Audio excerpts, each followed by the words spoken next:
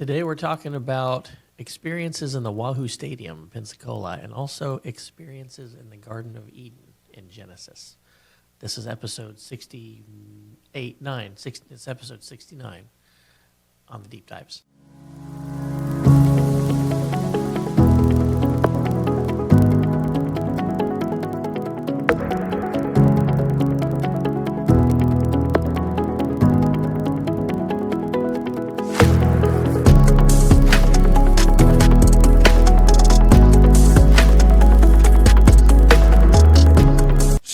So experiences. We're going to talk about some experiences today. You know, one thing I realized, we don't ever introduce ourselves.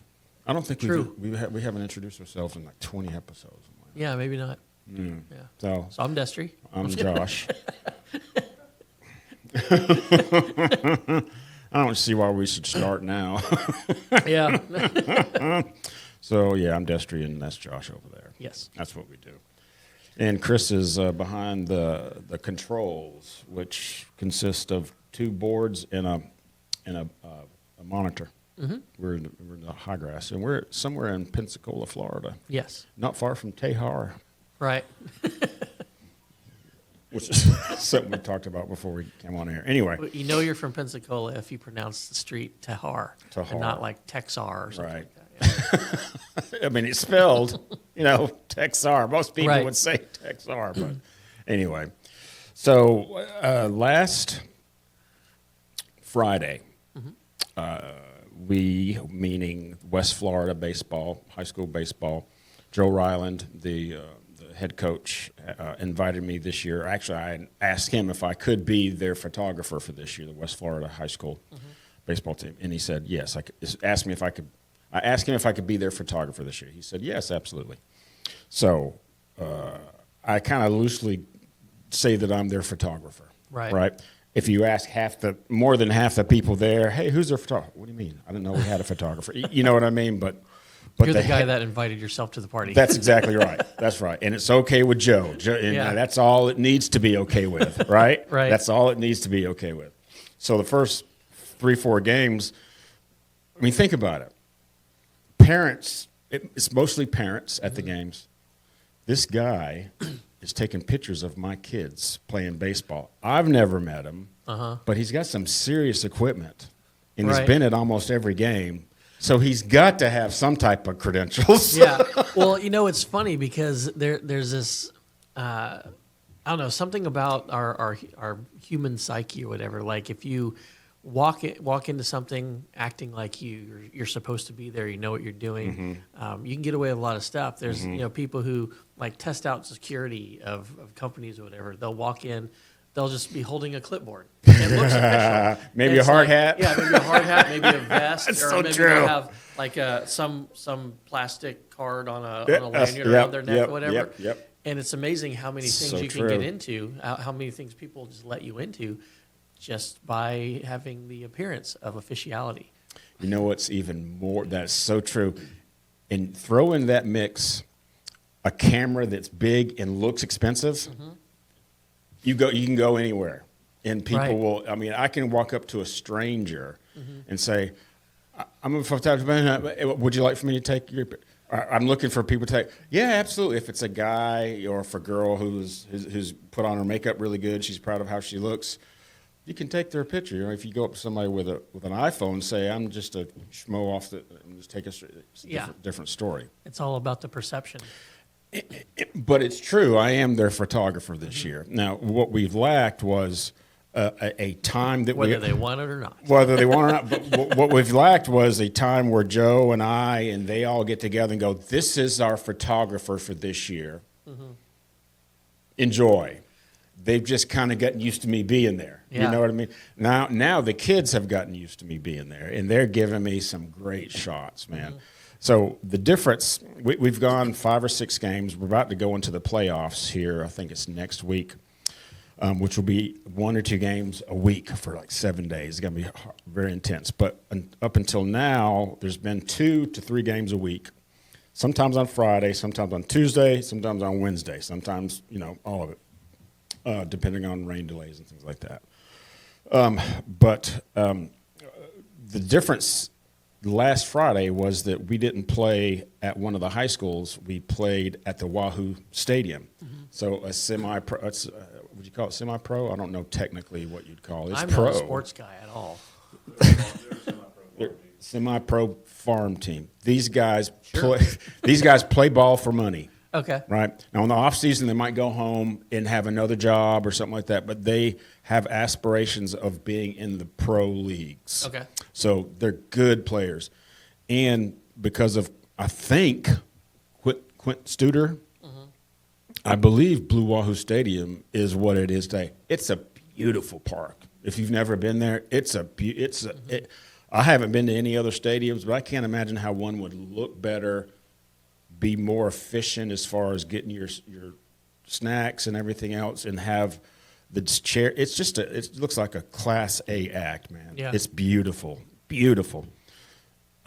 So the once a season, I believe teams or schools can rent out Wahoo Stadium and play a game there, and that's what they did last Friday. West Florida played Milton in the Wahoo Stadium. And if you've ever been it's like being at a really nice golf course because everything's really manicured. You know, it's really green, or the clay is really red and everything's really white or whatever. The advertisements, businesses pay thousands of dollars to have their advertisement out there. So it's not going to be an old ripped sign. It's a pristine sign. You know what I mean? And it's just a Class A act. So you can take some in the lighting, perfect. So you can take some really good pictures. You know what I mean? If you're a photographer, that's the kind of stuff you're looking for. And on top of that, Joe let me in the dugout last week because there was a lot of room. There was actually a place for a photographer in the dugout. There's a place for the video cameras and everything. It's just off the dugout. It's connected to it. There's no fence in between the cameras. So he let me in there. Now, what he didn't know was I was going to be moving back and forth, doing my best to stay out of everybody's way, which I believe I did a good job. But because of that access, I got some really, really tight pictures, really good pictures of the guys whenever they weren't batting or playing or out in the outfield or whatever. I got some pictures of them interacting,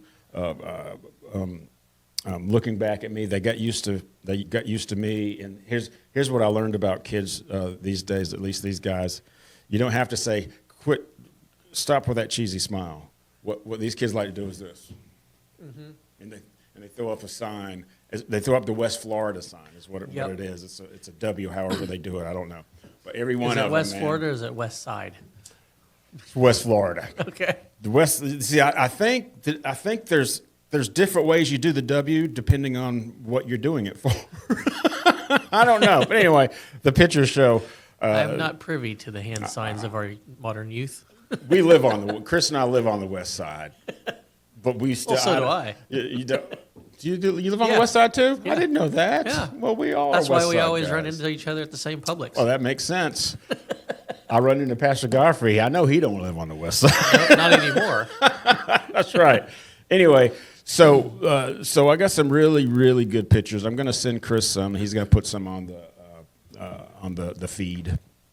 But what I learned was that, like this picture, I'll show you.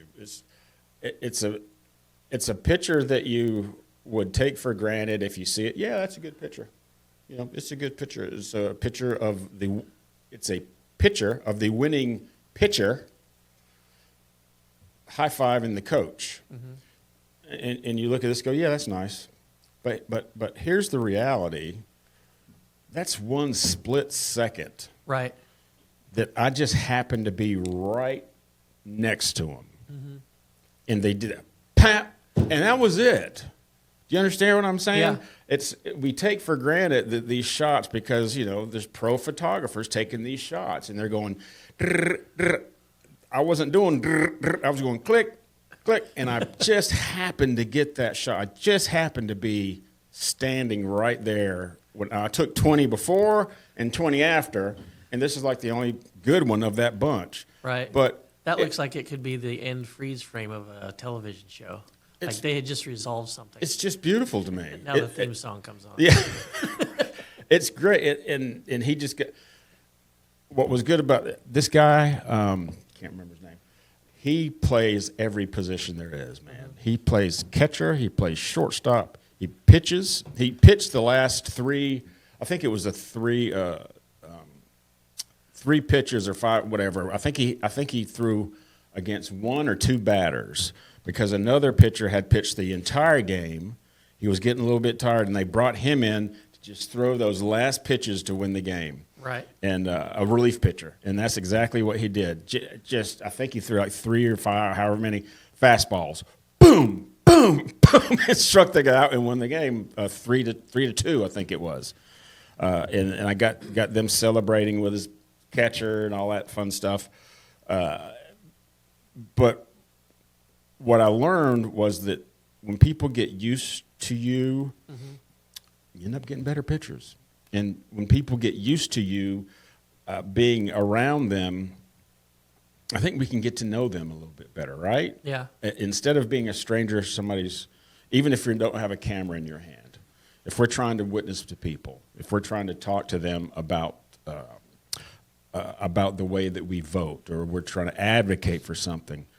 I mean, think about somebody coming up to your house or somebody that you don't know coming up to you and saying, hey, I'm a Democrat, and I want to talk to you about the. That's not going to be very inviting to me. Right. You know what I mean? First of all, I don't know you.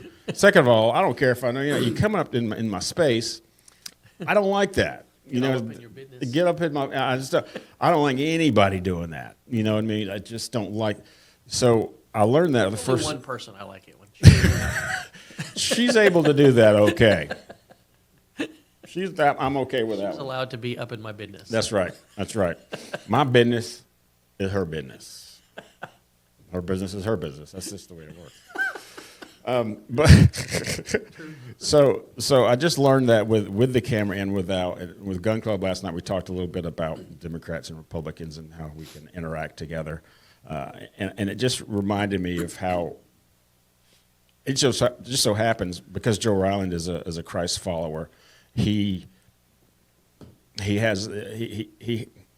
a lot of his kids are Christ followers too. I'm not saying one because of the other. I'm just saying that these kids are exposed to a Christ-loving coach, and most of, if not all, I don't know them all, parents are okay with that. So you see this team, and I got a great picture of them, all of them, getting in a circle and praying before a game.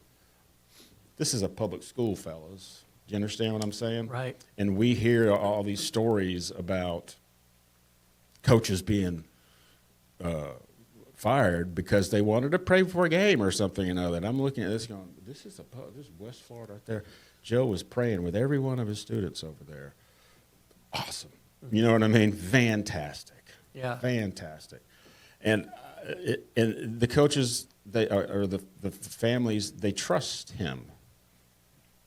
And I think that's what it takes, right? I don't know how we can show that we're trustworthy and then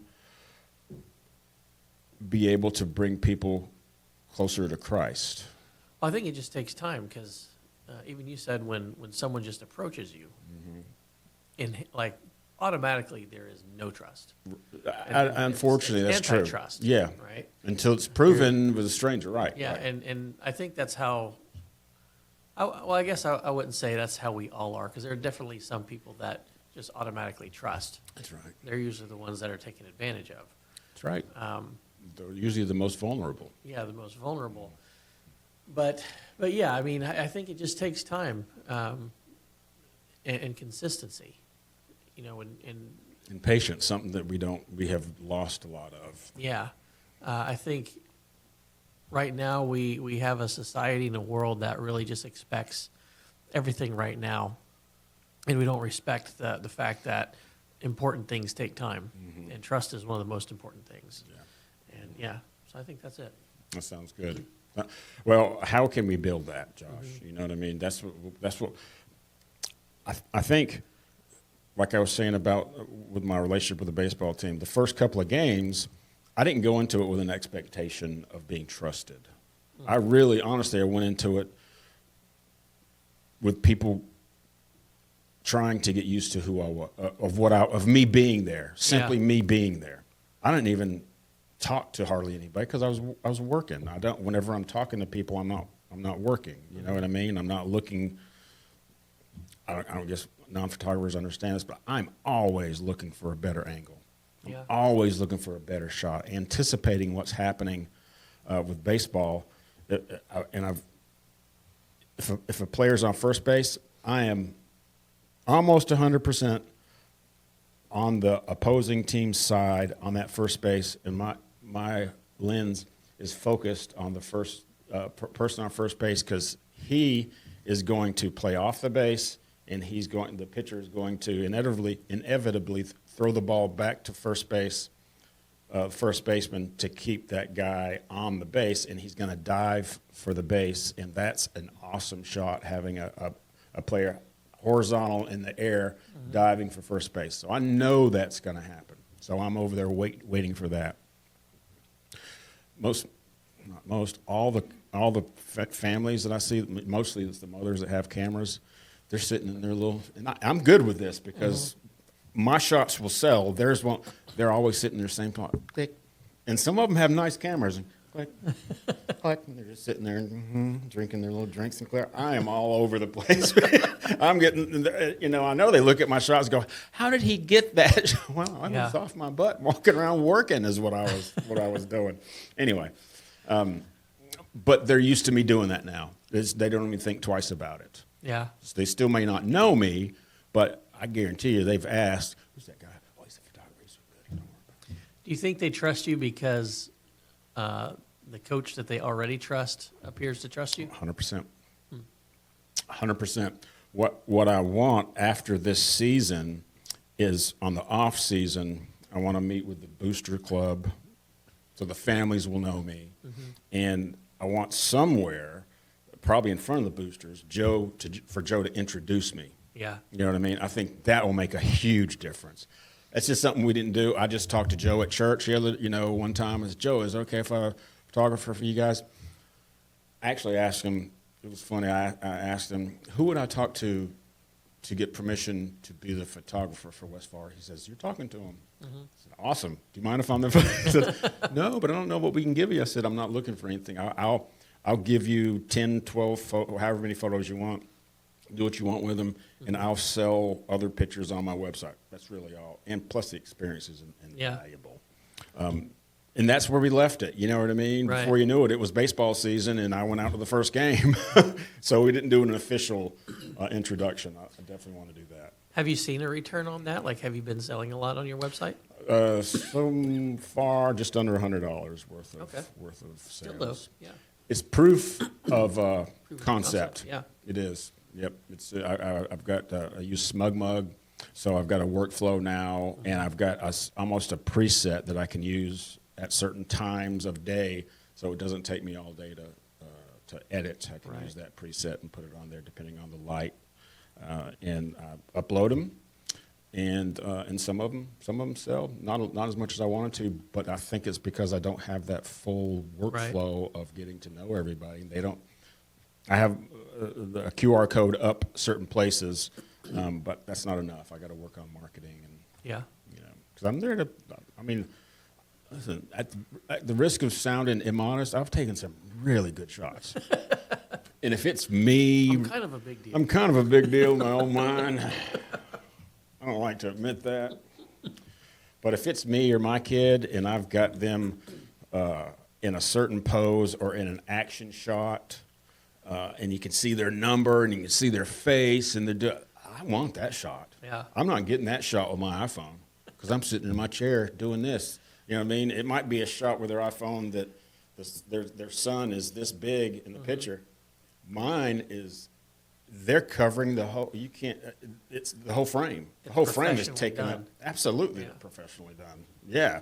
Got one guy, little guy I really like. He's always, every one of those kids, yes, sir, no, sir, thank you, sir. You know what I mean? Very polite. Yeah. Anyway, I got one guy, his first baseman, he is stretched all the way out doing basically a split, catching the ball, getting the guy coming back to first base out. And it's fantastic.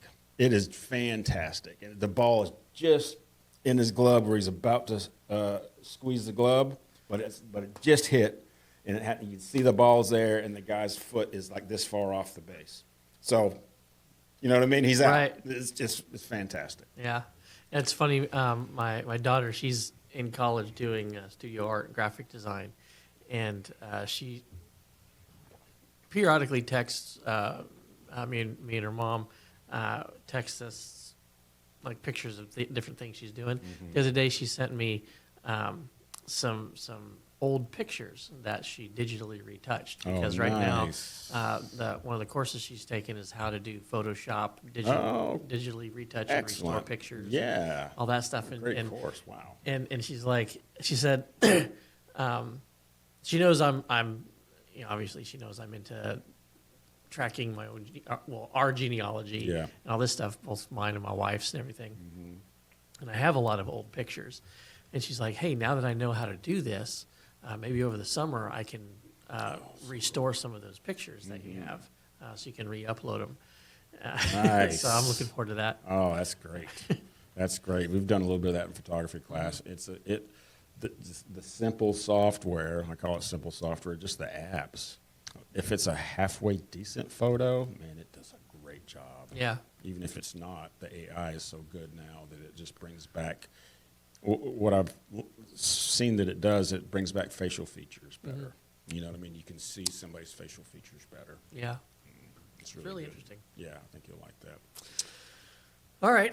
Yeah, Josh, that's all I've been done. I haven't been done nothing else. Okay.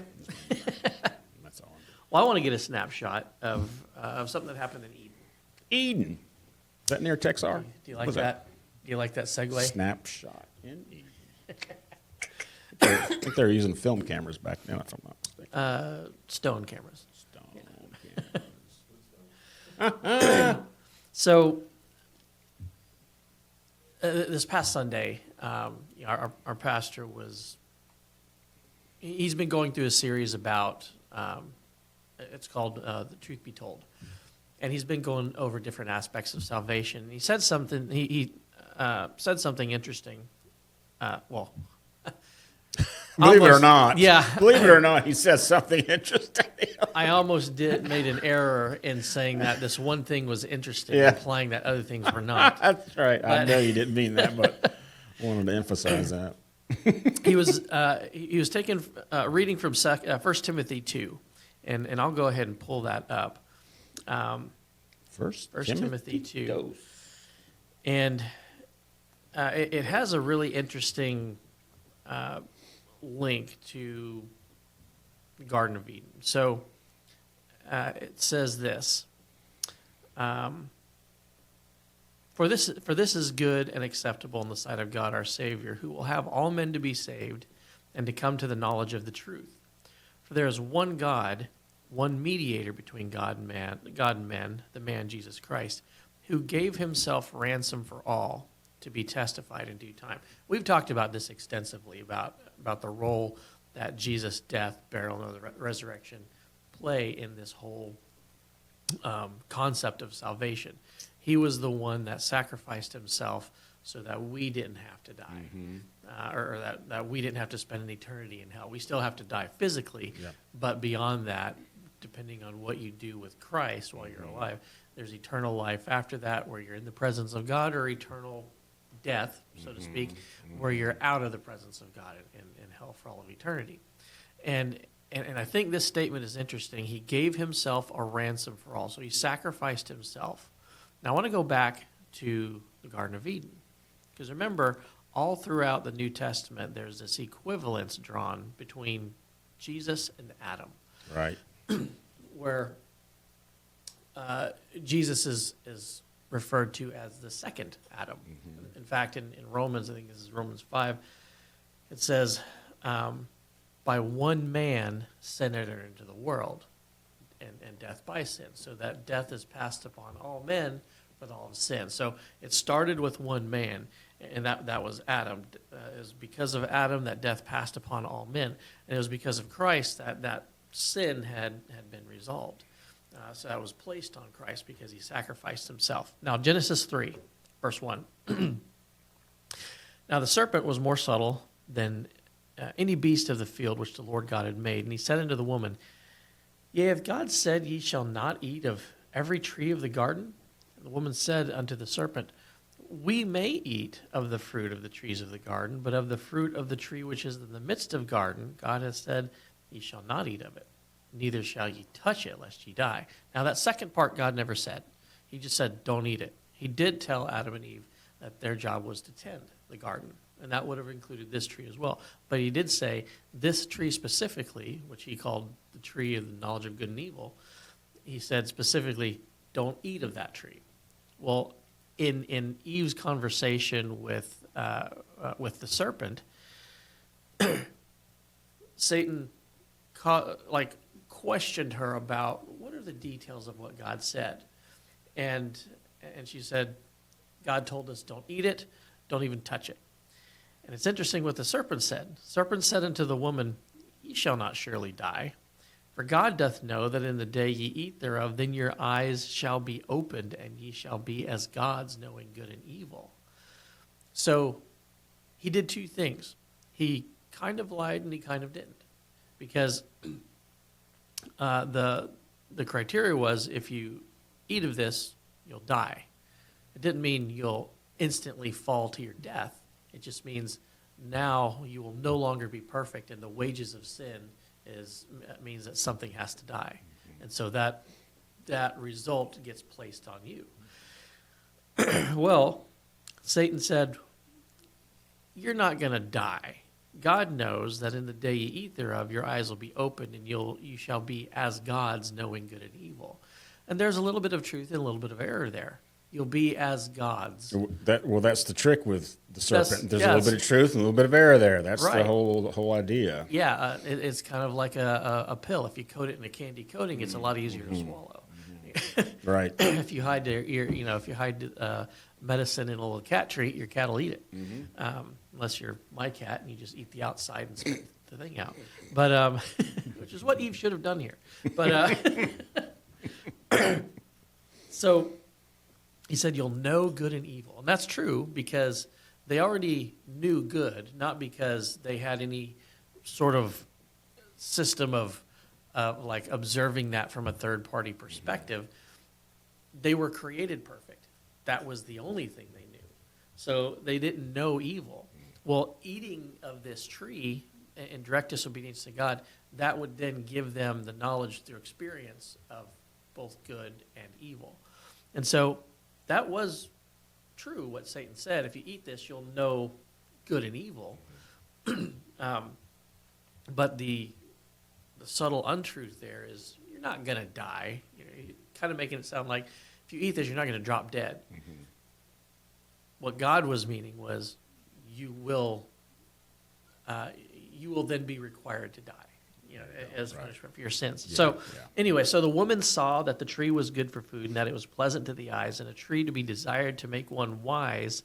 She took of the fruit thereof and did eat, and gave also unto her husband with her, and he did eat. And the eyes of them both were opened, and they knew that they were naked, and they sewed fig leaves together and made themselves aprons.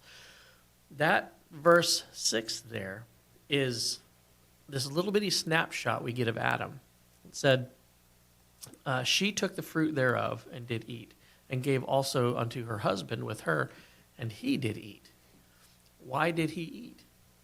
He heard the same message from God. So why did he eat the fruit? Just because she gave it to him.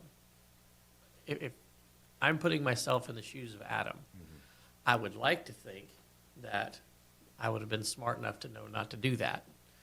However, it's kind of a compromising situation because the person you love the most has just fallen to this and is now handing this to you. So you have a decision to make. Do you remember we still at that point prior to Adam eating, we still have this scenario where there's something that's perfect and something that's not perfect. And the rule is that which is imperfect cannot be in the presence of that which is perfect, because it defiles what's perfect. So Adam's kind of at this fork in the road.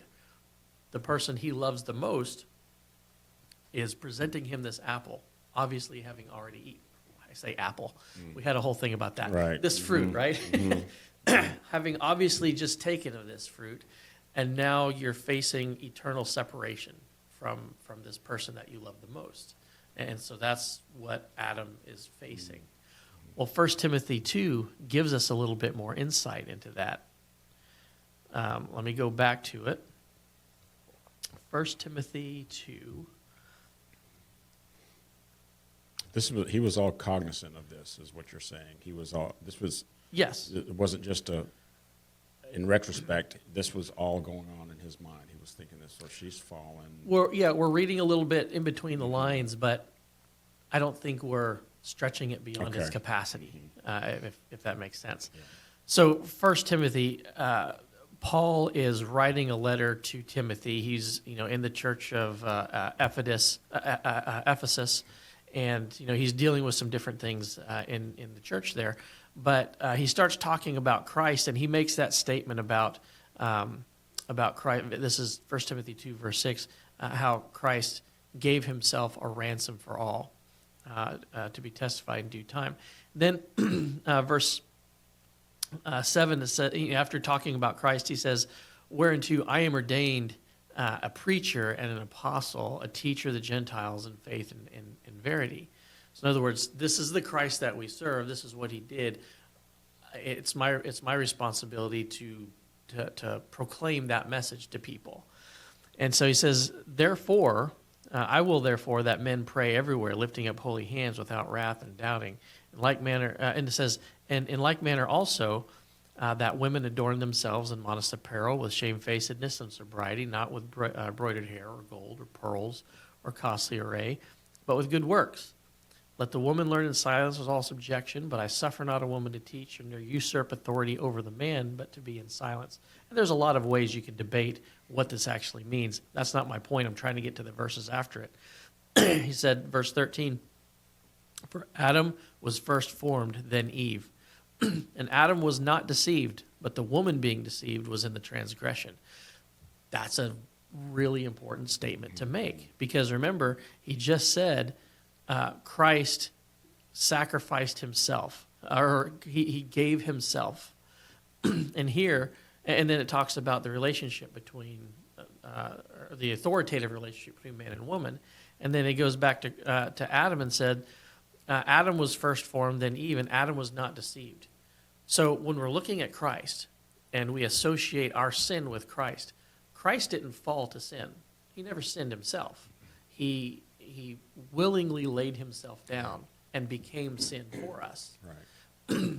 So Christ was never deceived by sin. Even when he was tempted directly by Satan in the wilderness, he was never deceived by that. He never fell into sin. But like I said, he purposefully gave himself to take our sin for us. Likewise, Adam was not deceived, but the woman being deceived was in the transgression. Notwithstanding, she shall be saved in childbearing if they continue in faith and charity and holiness with sobriety. So there's another really big statement there. She will be saved in childbearing. Mm-hmm. So here's Adam at this fork in the road, the woman he loves, who is literally made from his flesh, a part of him, his helpmeet, has just sinned, and he hasn't yet. So already there's this mandatory separation. Mm-hmm. His wife is no longer perfect. He still is. Mm. So was he deceived? He like, well, I think that's good for food as well. Yeah. I believe you. Or because he loved his wife so much, 1 Timothy 2 says he wasn't deceived. Did he willingly lay himself down? Mm-hmm. Because it says in verse 15, she shall be saved in childbearing.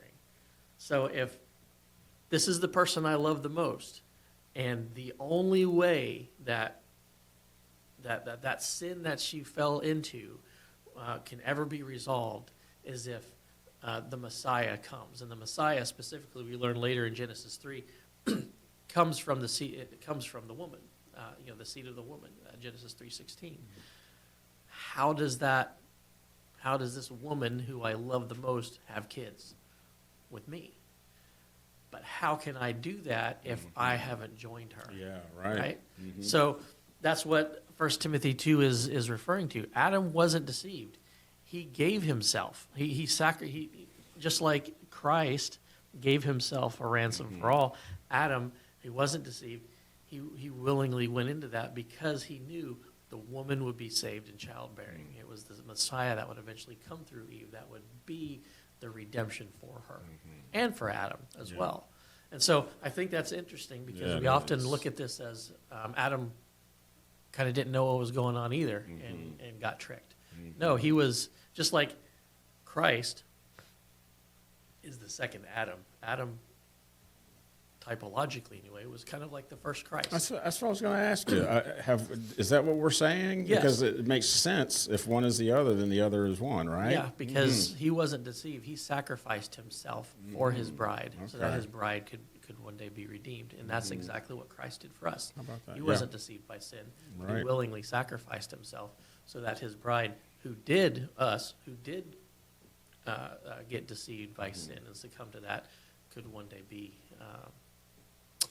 restored. Fantastic. I think that's interesting. That is interesting. A little relationship that we didn't really have time to get that deep into this, obviously, in a Sunday morning sermon, but I think it bears, I think there's a lot of importance to realizing that distinction.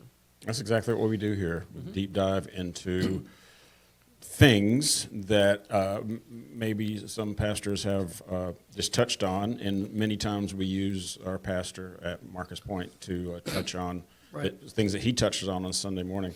We go deeper in it, and we appreciate that, Josh. Yep. Thank you very much. Chris, thanks for being here. We're taking off early today because Josh is busy. Yep, I got to go to Santa Rosa Beach. Oh, my and goodness. inspect a house that burned down. Oh, my goodness. All right. Well, thanks for making time, Josh. Appreciate it. Yep. We'll see y'all later. Bye.